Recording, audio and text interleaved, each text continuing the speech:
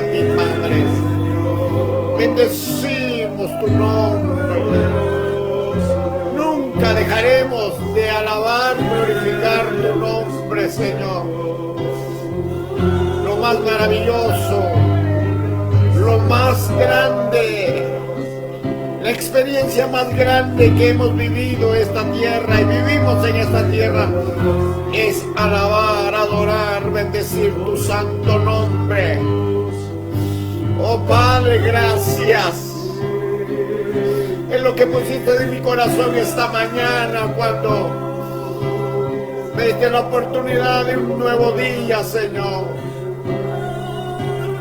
Preguntaste en mi corazón cuál era la experiencia más bella de mi vida en esta tierra. En mi corazón surgió una respuesta cuando estoy en tu presencia, Señor. Ese es el propósito por el cual hemos venido a la tierra, a practicar, a ejercer, Señor, este reconocimiento, tu palabra, tu presencia, Señor. Gracias. Gracias, Señor. Gracias, bendito Dios. Amén. Dios te bendiga, hermano, hermana, amigo y amiga, familiares, vecinos. Es un privilegio poder llevar la palabra a tu corazón. Estamos muy agradecidos con nuestro Dios por todas las cosas que Él ha hecho en nosotros y seguirá haciendo, y muchas cosas ha hecho Cristo. Estamos agradecidos, diríamos, a pesar de nosotros. Reciba un saludo con todo amor de nuestro corazón y al mismo momento invitarte a que seas sensible a la voz del Espíritu. Así como fue sensible a la voz del Espíritu, a la palabra, la iglesia primitiva. Y eso es lo que quiero tocar con usted en este miércoles de doctrina, de discipulado,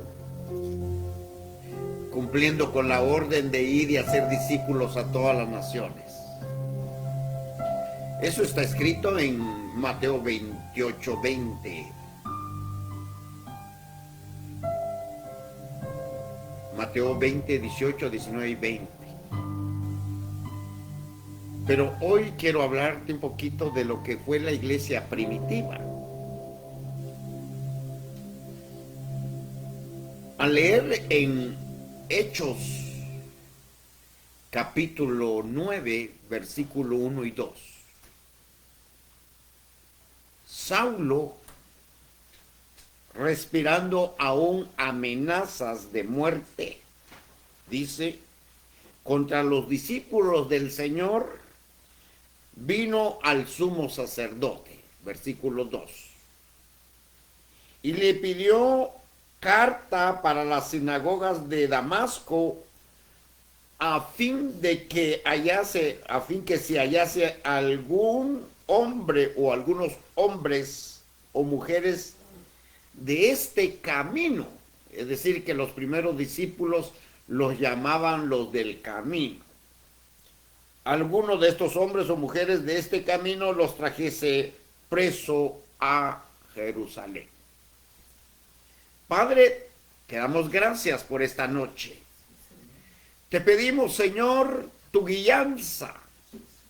Queremos, Señor, transmitir un deseo de Dios que pone en nuestros corazones, Señor. Somos humanos, somos personas necesitadas, pero también queremos ser instrumento en las manos del Señor. Usa mis labios, usa mi mente, usa mi corazón, Señor. Y que tu nombre sea glorificado, Señor. Somos vasos nada más, Señor. Pero queremos ser vasos de honra para la honra y gloria de tu nombre, Señor. Amén. Debido al tiempo que estamos viviendo, tiempos de misericordia, días de misericordia, días de oportunidad. Y vale la pena ver a la luz de la palabra que era la iglesia primitiva. Si bien cuando empezamos a leer, Saulo respirando amenazas de muerte en contra de los discípulos del Señor. Esa palabra discípulos quedó marcado desde que el Señor vino a la tierra como Cordero, como Jesucristo. Aunque a la luz de la palabra encontramos que habían discípulos. Por ejemplo, Juan, el Bautista que bautizó a Jesús, tenía discípulos. Por eso en una ocasión envió a preguntar a sus discípulos cuando él estaba preso, cuando Herodes le había puesto en la cárcel. Pero no es lo que vamos a hablar, sino que estamos mencionando que primero eran discípulos, aunque los llamó apóstoles del Cordero, apóstoles del Espíritu, pero lo que queremos marcar es cómo se llamó la iglesia primitiva, es decir, al principio. Se llamaba discípulo y los del camino. Los primeros cristianos, tal como son descritos en el Nuevo Testamento, especialmente en esa carta o libro de los Hechos de los Apóstoles, eran judíos ya fuera de nacimiento por conversión, para los cuales se utilizaba el término bíblico prosélito, y denominados por los historiadores como judeocristianos. Es decir, que la iglesia primitiva, la iglesia del principio, inició con hombres seguidores de Jesús, como los apóstoles, y también judíos que se convirtieron al cristianismo. La iglesia del Señor, la iglesia de Cristo, se originó en Israel, en Jerusalén, en toda Judea, porque así lo dice en Hechos 9:31. Las iglesias entonces tenían paz por toda Judea, dice, Galilea y Samaria. Llama la atención que menciona 3 pueblos. La iglesia entonces tenía paz por toda Judea y Galilea y Samaria. Y eran edificadas andando en el temor del Señor. Esa es la iglesia del principio. Esa es la iglesia primitiva que dio la prioridad a Dios. Por eso dice en Hechos 9:31, las iglesias entonces tenían paz por toda Judea y Galilea y Samaria y eran edificadas andando en el temor del Señor. Quiere decir que como discípulos, como hijos de Dios, debemos de andar en el temor del Señor. Segundo, y consuelo del Espíritu Santo eran multiplicadas. Es decir, que nosotros, como si anhelamos un modelo, como la iglesia al principio, debemos de andar en el temor al Señor. Segundo, esperar el consuelo del Espíritu Santo, y cuando esperamos pacientemente, nos llega el consuelo multiplicadas. Cuando uno va a la historia, hermanos, de la iglesia primitiva, eran tan libres de poder glorificar, pero a causa de esto el enemigo se quiso destruir, quiso adueñar. Pero Dios tenía el control sobre esta iglesia, gracias a Dios. Hoy vamos a ver ¿Cuál es el propósito de conocer el fundamento, la doctrina de Cristo para la iglesia? Primero, cuando la iglesia o congregación o asamblea tiene temor del Señor, como leímos el versículo, ahí entonces nosotros disfrutamos la presencia de Dios, porque no andamos por agradar a alguien, sino andamos para agradar al Señor. Entonces nosotros debemos de disfrutar la presencia de Dios. La iglesia al principio dice que era edificada en el temor del Señor. ¿Qué es el temor? ¿Es miedo? No.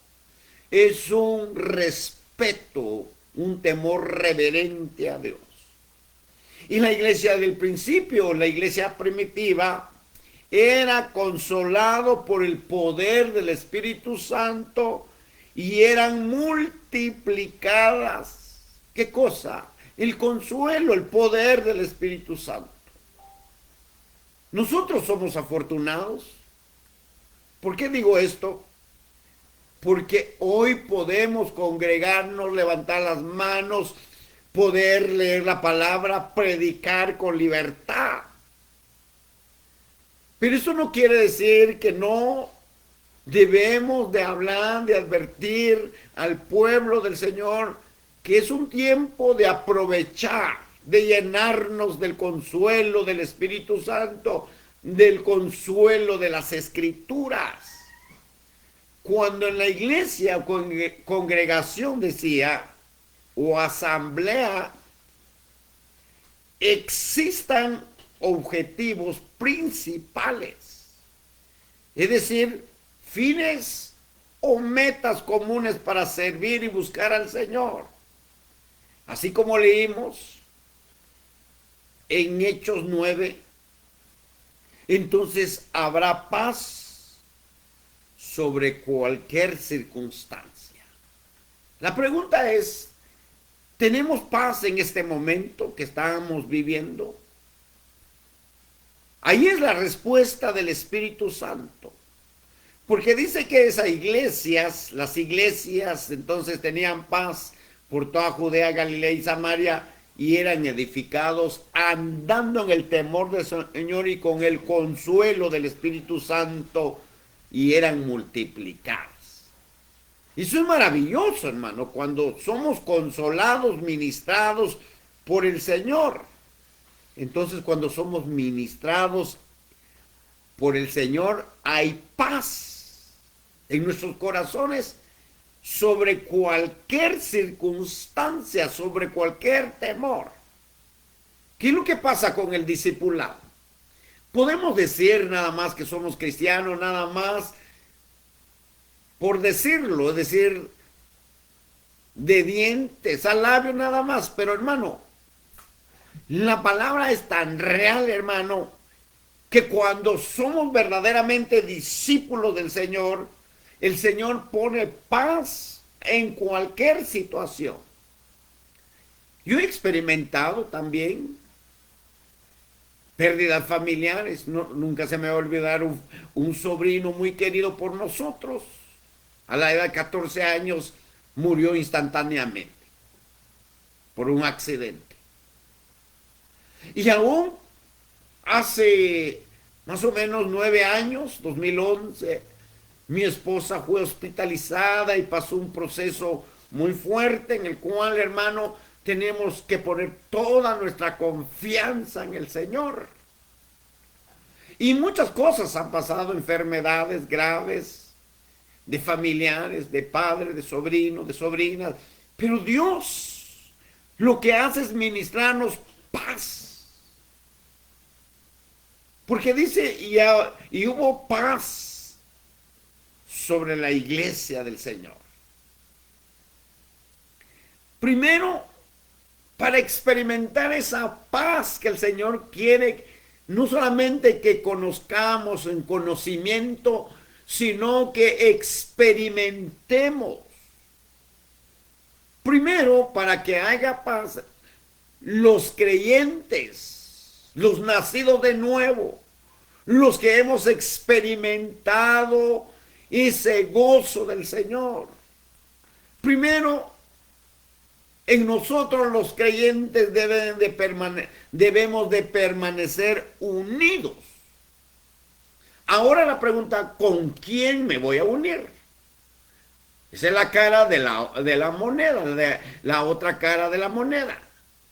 Unámonos, no. Nos tenemos que unir con aquel que verdaderamente ha nacido de nuevo. Segundo, aquel que se ha bautizado. Tercero, aquel que ama apartarse para Dios.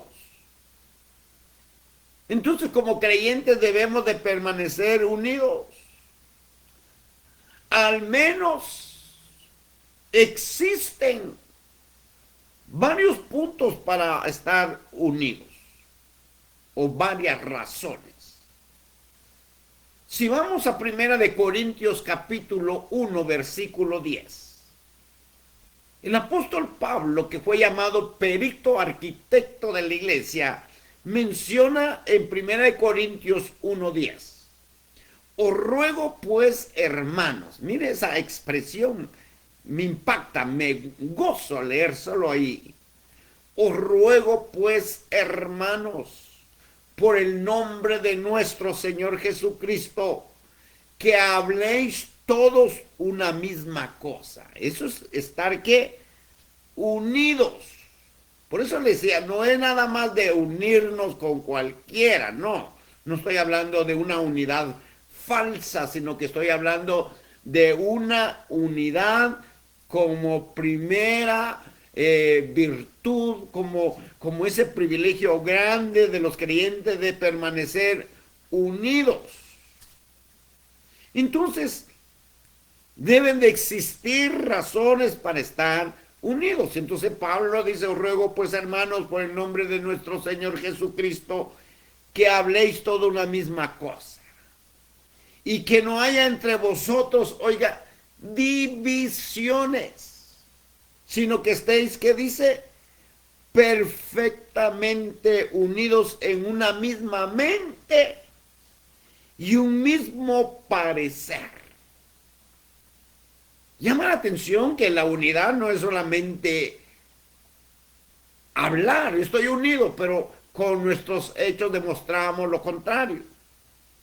Por eso se preocupa Pablo y le dice, hermanos, por el nombre de nuestro Señor Jesucristo, que habléis toda una misma cosa. El propósito de Dios es que hablemos una misma cosa. ¿Cuál es nuestro hablar de una misma cosa? Jesucristo. Él me sanó, Él me cambió, Él viene por mí, Él me ama, Él me ha bendecido, Él ha derramado su presencia, Él... Todo es Él. Y que no haya entre vosotros divisiones. ¿Qué es la palabra división en nuestro lenguaje?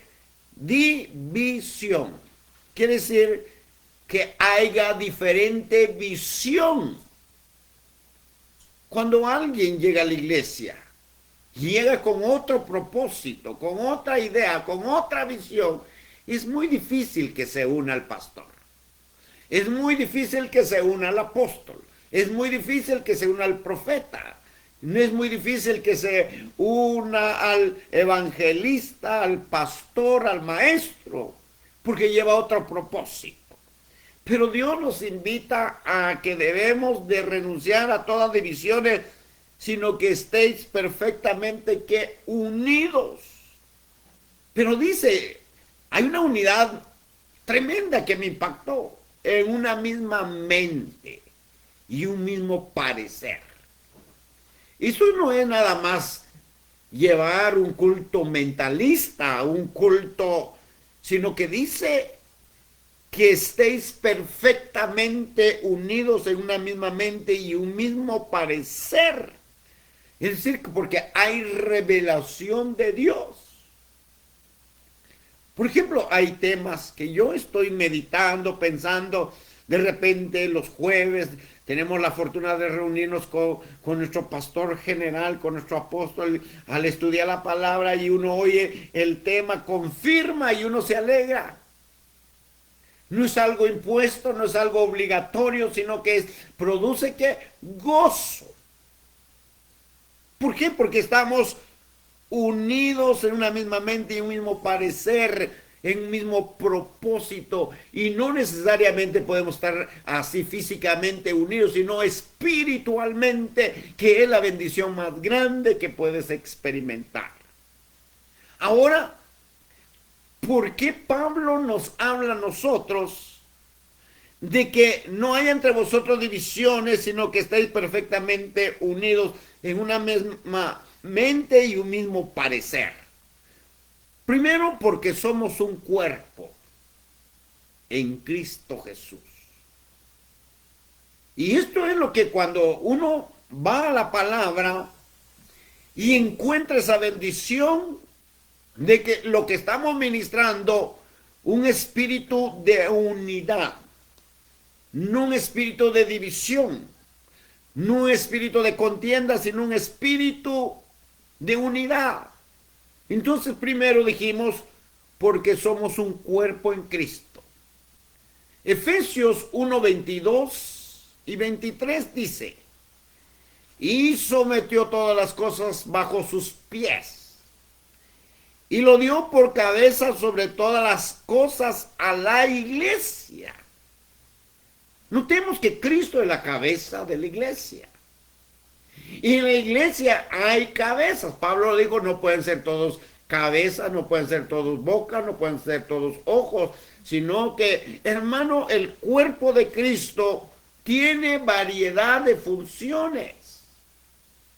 Yo le pido a Dios que me revele cuál es mi función, si soy mano, si soy pies, si soy brazo. Hermano, podemos ser hasta dedo insignificante.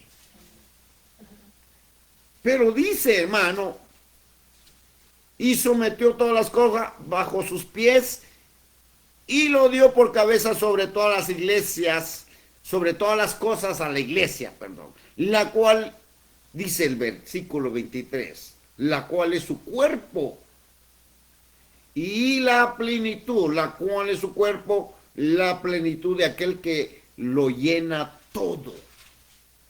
Es decir, que nuestro Señor ha dejado escrito en su palabra que es Él que lo llena todo. Es decir, Él es el fundador, Él es el obrero, Él es el trabajador, Él es que ministra, el que vela por su iglesia. Nosotros somos siervos llamados a cuidar también la iglesia, a cuidar la iglesia. Y cuando vamos a ver en Efesios 4:4, porque somos un cuerpo. Dice en Efesios 4:4, un cuerpo, un espíritu, como fuisteis también llamados en una misma esperanza de vuestra vocación. Mire el propósito por el cual estamos adorando. Un cuerpo, un espíritu, como fuiste también llamados de una misma esperanza. ¿Cuál es el lenguaje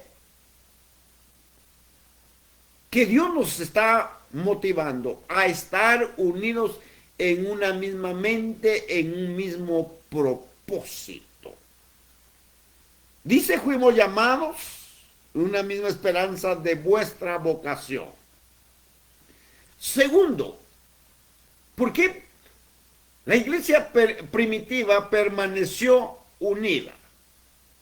Porque reconocía que ambos nos necesitamos. Primero dijimos porque somos un cuerpo de Cristo. Segundo, somos un edificio de Cristo. No es lo mismo ser un cuerpo en Cristo Jesús. Dios quiere que vayamos avanzando. En el segundo punto, veamos, somos un edificio en Cristo Jesús. ¿Cuál es la diferencia? según Efesios 2, 20, 22, para que el Señor construya en nosotros y nos haga un edificio, dice Efesios 2, 20, al versículo 22, edificados sobre el fundamento de los apóstoles y profetas. Es decir, que tenemos que ser edificados sobre el fundamento de los apóstoles y profetas, siendo, oiga, la principal piedra del ángulo, Jesucristo mismo. Él es el principio, Él es el principal. Y dice el versículo 21, en quien todo el edificio bien coordinado, es decir, que no se está edificando nada más a la aventura a ver qué sale, no. En quien todo edificio bien coordinado, ¿qué dice? ¿Va menguando? No, va creciendo para ser un templo santo en el Señor. Es decir, que lo que estamos haciendo, edificando, es porque tenemos la visión de que el Señor viene por su cuerpo, viene por su iglesia.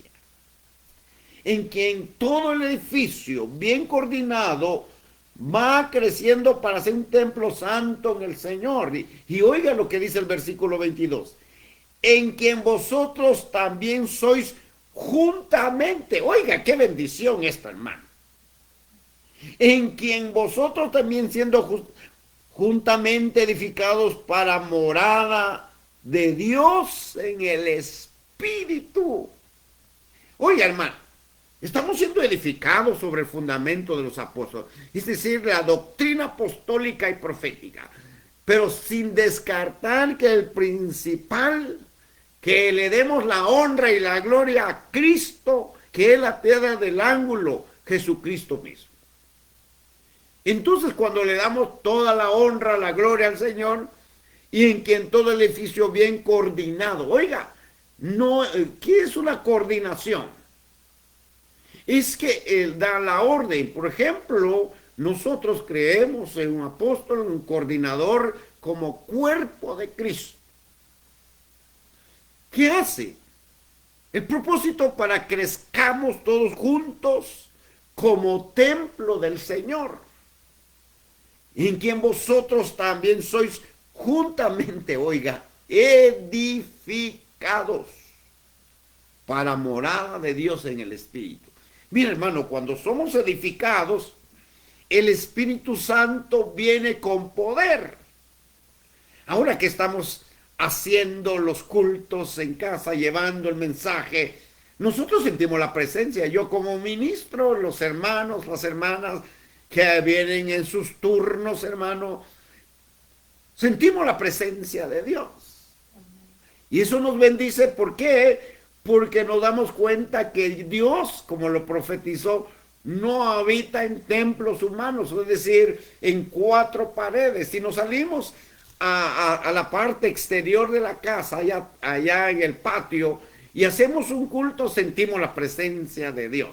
Yo a veces los domingos veo a mis hermanos, el hermano Ignacio, otras hermanas, vemos que están ahí en el parque, allá en Los Ángeles, predicando, testificando, y algunas hermanas no tienen vergüenza y empiezan a danzar. Eso, para hacer eso, realmente tenemos que estar fuera de serie.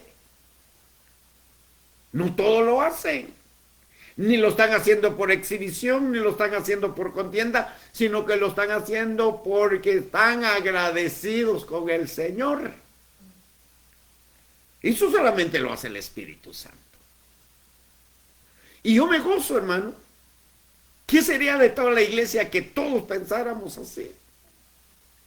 Que saliéramos, y tenemos que salir, perdón, de las cuatro paredes. ¿Por qué estoy mencionando esto? Porque, hermano, la presencia de Dios cuando estamos siendo edificados en el fundamento de los apóstoles y profetas y dando la prioridad principal a Cristo, Vamos desarrollando, vamos creciendo como un edificio, pero bien coordinado. Y Pedro agrega, o es decir, la palabra del Señor en primera de Pedro 2:5. Oiga lo que dice. Y vosotros también como piedras vivas. Somos piedras vivas. Por eso es que el Señor permite las pruebas. Si somos piedras vivas es porque nos sacaron de un río. Y ese río se llama el poder del Espíritu Santo. Si usted va a las riberas, a la orilla de un río, siempre va a encontrar piedras lisas. Nunca va a encontrar una piedra a menos que se haya partido porque chocó con la otra piedra, con la otra roca. Pero siempre va a encontrar piedras muy bonitas. Es porque cuando viene el crecimiento de los ríos, cuando hay, hermano, creciente, cuando crecen los ríos, hermano, lleva a arrastrar las piedras y con esa fuerza se van labrando. Y Pedro está usando, vosotros también como piedras vivas, sed edificados como casa espiritual. Y agrega algo tremendo.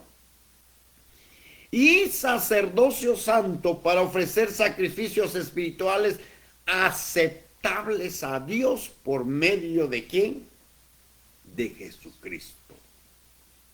Entonces, si nosotros, hermano, nos convertimos en esas piedras para ser usados para el edificio de la casa espiritual, entonces el Señor permite las pruebas, permite aún los roces dentro del servicio a Dios. ¿Sabe usted que hay cristianos que no les gusta? Es que ya no quiero ir a esa iglesia porque me cae mal ese hermano, esa hermana. Es porque Dios quiere pulir tu carácter. Dios quiere pulir tu manera de ser. Yo no me meto con nadie para que nadie se meta conmigo. Un momento, Dios va a permitir. Y cuando el cristiano no ceda en la iglesia, lo lleva a un lugar, hermano. En pocas palabras, va a encontrar su lija. Y a veces encontramos esmeriles. ¿Por qué? Porque Dios quiere perfeccionarnos. Vosotros también como piedras vivas, sed edificados como casa espiritual.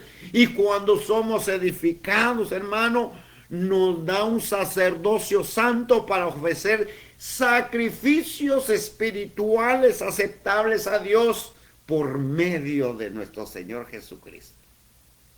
Tercero, ya vimos en la primera parte que somos un cuerpo en Cristo Jesús.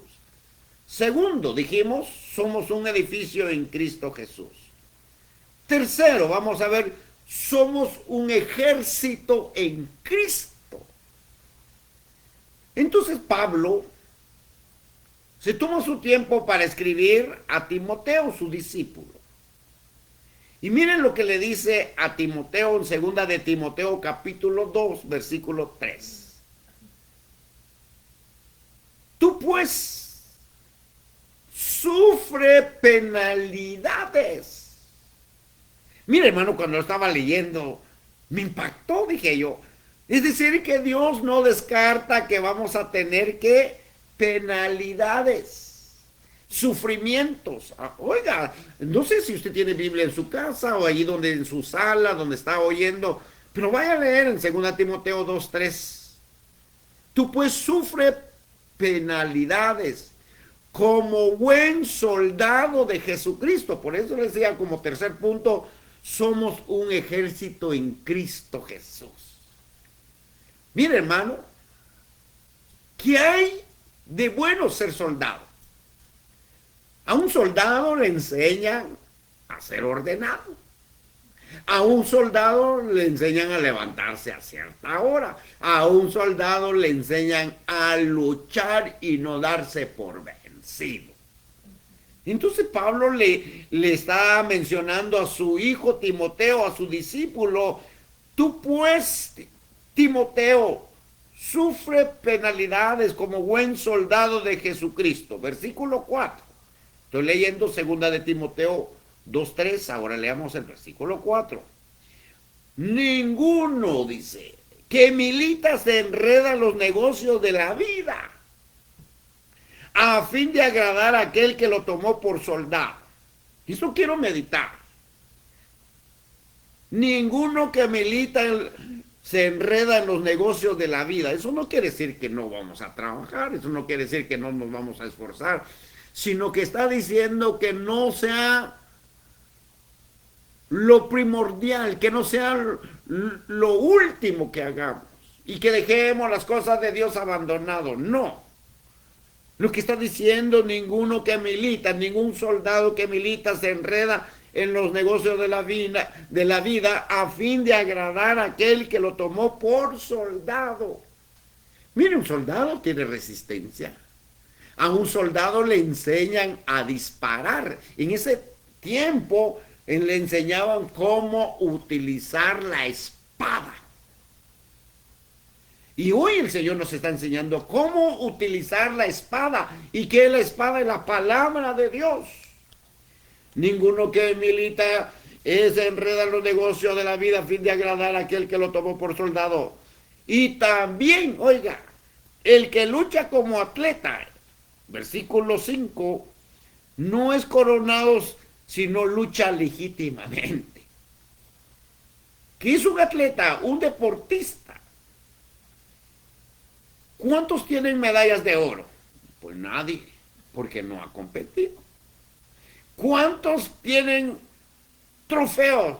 Nada, porque eso significa que voy a practicar, me voy a esforzar. Eso es lo que Dios quiere que aprendamos como ejército de Cristo. Y otro ejemplo que Pablo puso: el labrador, para participar de los frutos, debe trabajar primero, dice. Mira, hermano, ¿cuánta gente quiere el aumento antes de empezar a trabajar? Por eso dice: el labrador, para participar de los frutos, debe trabajar primero. Como me dijo un joven burlón en una ocasión que le estaba hablando: yo no necesito trabajar, ni necesito sembrar, voy a la market. Por supuesto que no estaba interpretando correctamente, pero está hablando del hombre que se esfuerza, el labrador, el agricultor. Para participar de los frutos debe trabajar primero. Y para ir terminando, como iglesia primitiva somos un pueblo de sacerdotes en Cristo Jesús. Así lo menciona la palabra del Señor en 1 Pedro 2:9. Dice: mas vosotros sois linaje, escogido real sacerdocio, nación santa, pueblo adquirido por Dios, para que anunciéis las virtudes de aquel que os llamó de las tinieblas a su luz admirable. Ese es el tiempo que Dios te está invitando, hermana, hermano, a que te unas con nosotros a estudiar la palabra. El Señor viene pronto. El Señor te quiere encontrar trabajando, ganando almas, orando por los enfermos, orando por las necesidades. Máximo en estos tiempos que estamos viviendo. Dios nos invita a poner por obra la palabra. No es tiempo para estar, hermano, encerrados, atemorizados. Levántate, haz algo. Si vives allí alrededor donde vives, si vives en un edificio de apartamentos, sal, toca la puerta y dile: aquí hay un tratado, aquí hay una esperanza de Jesucristo. Y si vas a la market, no te olvides de llevar un tratado, no te olvides de hacer algo, pero tenemos que hacer algo como miembros del cuerpo de Cristo. Dios te invita.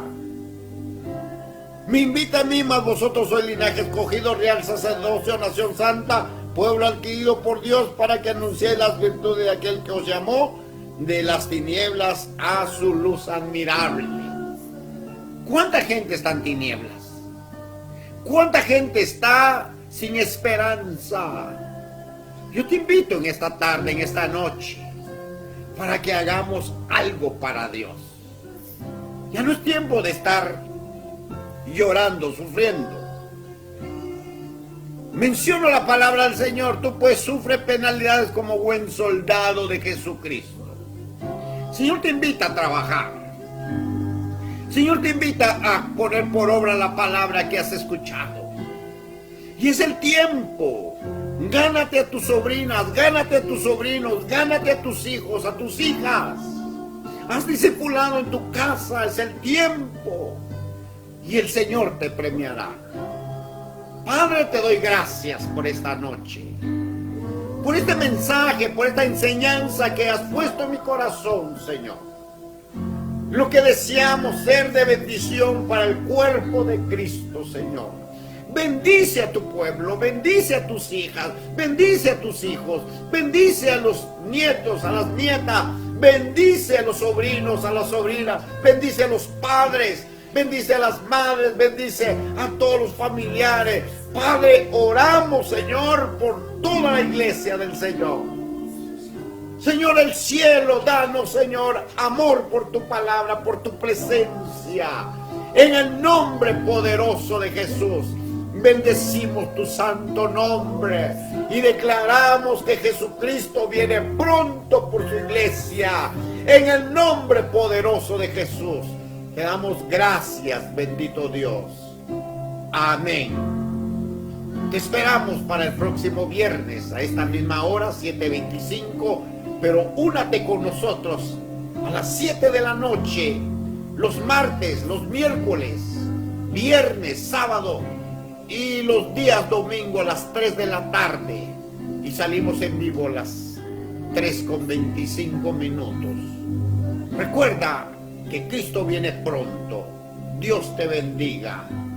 Amén y amén. Gloria a Dios.